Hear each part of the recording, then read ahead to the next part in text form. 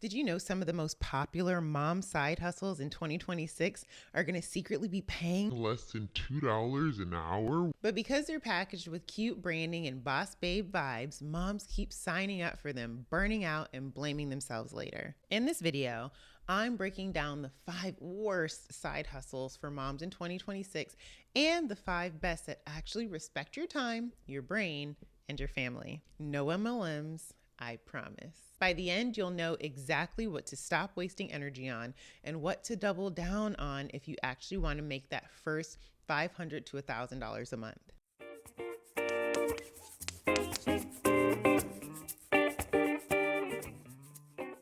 If you're new here, I talk about realistic ways for moms to make money without needing to be a full-time influencer or disappear for 2 years building your brand. This video is for you if you've tried side hustles that fizzled out, you're tired of scrolling 50 ways to make money online lists, and you want clear, honest guidance on what's actually worth your time in 2026.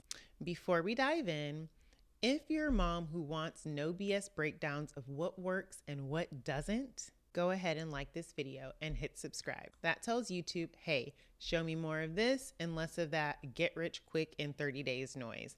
And it also helps me make more deep dive content like this for you. All right, now we got that out of the way. Let's set some ground rules. When I say best or worst, I'm not just ranting. I am rating. I'm rating side hustles on 3 things that matter most for moms in 2026. The first being money. Realistic hourly upside, not random screenshots, but what works for most people and what they actually earn.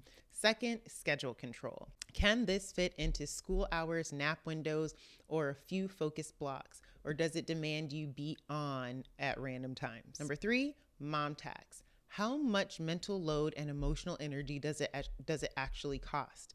Does it leave you with anything left for your actual life? If something scores low on money and flexibility, it's pretty much dead to us. Cool? Let's start with the trash so we can get that out of the way. Worst number 1, generic online surveys and watch videos for pennies. You know the ones. Answer questions while you watch Netflix. Earn rewards in your spare time. In reality, you're making cents per survey. You waste time qualifying only to be told this one isn't a match, and there's 0 skill building, so you can't ever raise your rates. This one's rating a 1 out of 5 for money, 4 out of 5 for schedule control, and 3 out of 5 for mom tax. You're technically free to do it anytime you want, but at the end of the month, you've traded your brain for coffee money. If that, it's more like McDonald's coffee money, not Starbucks. Worst number 2, watch videos and microtask apps.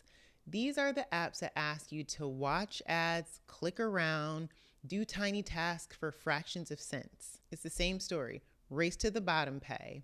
No portfolio, no skill, no reputation, and nothing you can take into a real business later. Rating, 1 out of 5 for money, 4 out of 5 for schedule control, and 2 out of 5 for mom tax. I'm not saying you can't ever play with them. I'm saying don't call it a side hustle. Call it phone fidgeting. Worst number 3, print on demand, drop shipping with no niche and no audience. In theory, it sounds amazing. You design a cute mug, someone else prints it and ships it. You make money in your sleep. What's not to love? In reality, in 2026, the competition is brutal, and it has been for a few years. Who am I kidding? Ads are expensive. And if you don't have a specific hungry niche or audience, you end up with a store and no one visits it. The rating is a 2 out of 5 for money for beginners without a niche. It's a 3 out of 5 for schedule control, and that mom tax is 4 out of 5. It eats a ton of mental space, learning platforms, resizing designs, fiddling with SEO for a maybe shot at a profit months from now. As a first side hustle for busy moms, it's usually a no. Worst number 4, trying to live off ad revenue as a brand new creator. I love content, obviously. I think creating content is powerful and it's fun, but trying to make your first dollars from YouTube AdSense, TikTok creator funds, or random brand deals when you're just starting, it's like trying to pay your grocery bill with lottery tickets. In 2026, platforms push short form content that's great for visibility, but not always great for tiny new channels trying to live off of ads. The rating is 2 out of 5 for money at the beginning. Schedule control, 2 out of 5. You feel pressure to post constantly. And that mom tax, we up at 5 out of 5. Is content powerful as a long-term asset? Absolutely. Is it a reliable first income stream for most moms? No. Use content to support a real service or offer, not as the main way you get paid at the start. Worst number 5, race to the bottom gig platforms like $5 logo sites. These are the platforms where you're competing with thousands of people. Clients want everything yesterday, and you're expected to do custom work for very little money. You're not building relationships or client base. You're just trying to survive another cheap order. Money, 2 out of 5. Schedule control, 3 out of 5. Mom tax, 4 to 5 out of 5. Can some people climb their way up and make it work? Sure, they have. We've seen it. But for a tired mom with limited hours and energy, this is usually just a fancier version of burnout. And a quick note, MLMs aren't even on this list because for me, they're not a side hustle category. I just don't recommend them at all. I don't want you in anybody's downline, including mine. So if those are the worst, what actually are the best? We're about to get into the 5 best side hustles for moms in 2026, the ones that can realistically get you to your first few hundred or $1,000 without requiring you to be online 24/7. But first, let's talk about the gap I know some of you are feeling. Right now, you might be thinking, okay, I get what doesn't work, but I've been out of the workforce for a bit, I'm rusty, and my skills kind of feel all over the place. That is exactly where I like to plug Skillshare. They have a ton of bite-sized classes on freelancing basics, productivity and time management, email organization, writing, design, and content creation, even how to use specific tools your future clients already rely on. And here's the deal with my link. You get your first month free to try it out, plus 10% off a monthly plan for a year or 30% off if you go with an annual plan. So you can literally watch a class on freelancing for beginners or how to manage client projects or intro to Canva for social media. And then use those skills to offer one of the good side hustles we're about to go through. My Skillshare link is in the description. It is an affiliate link, which means it supports this channel at no extra cost to you. But I only recommend it because it is a super low risk way to upgrade your skills really fast. All right, let's talk about the best side hustles for moms in 2026. Best number 1, service-based freelancing, using skills you already have. This is the umbrella category for admin work, writing, basic design, social media support, or simple tech setup. You're taking skills you already use at home or at past jobs, volunteering, and packaging them into a service that solves a problem for someone who is happy to pay. Examples of this are organizing someone's Google Drive, writing weekly emails from their voice notes, scheduling social posts with captions they approve. And this works because businesses still need humans who are reliable, communicative, and able to think. AI is great at drafts and suggestions, but clients still pay for judgment and relationships. This is very mom friendly because you can cap how many clients you take. You work in blocks instead of random tiny tasks, and you can raise your rates as you gain experience. Best number 2 is a virtual assistant or online business support. This is a more specific slice of freelancing. You're the person who helps a business owner with inbox and calendar management, like customer support, posting content they've already created, and simple spreadsheets or research.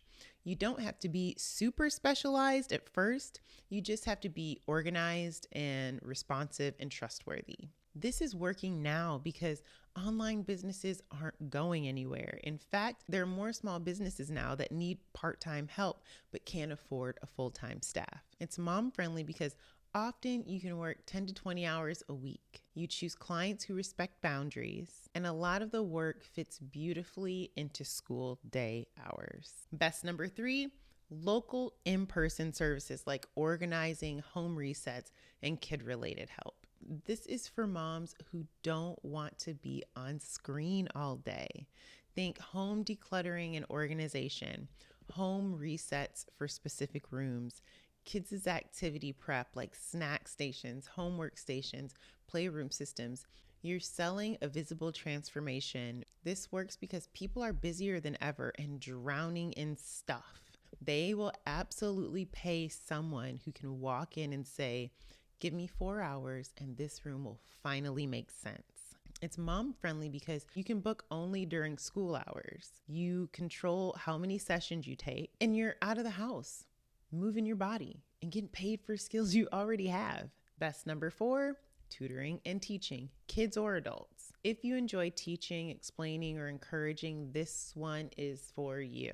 Some ideas would be reading or math tutoring for kids, homework and study skills, English as a second language, music lessons, or even teaching other moms routines, habit systems, meal planning, and budgeting. Parents will keep spending on education and support for their kids and on solutions that save their sanity. This is very mom friendly because you can set very clear time slots. You can do it online or local, and you can charge decent rates per session, especially as you gain results. Best number 5, digital offers backed by real life experience.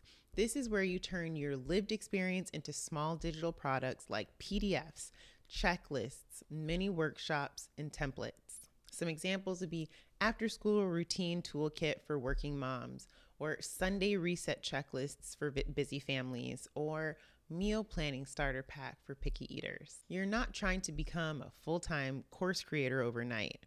You're creating tiny, focused offers that solve one problem really well.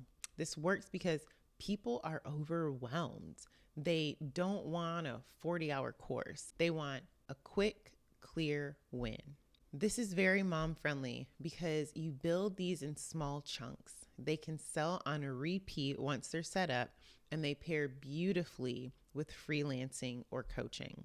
Now the big question. Okay, but which one of these do I choose? Here's a very quick decision guide.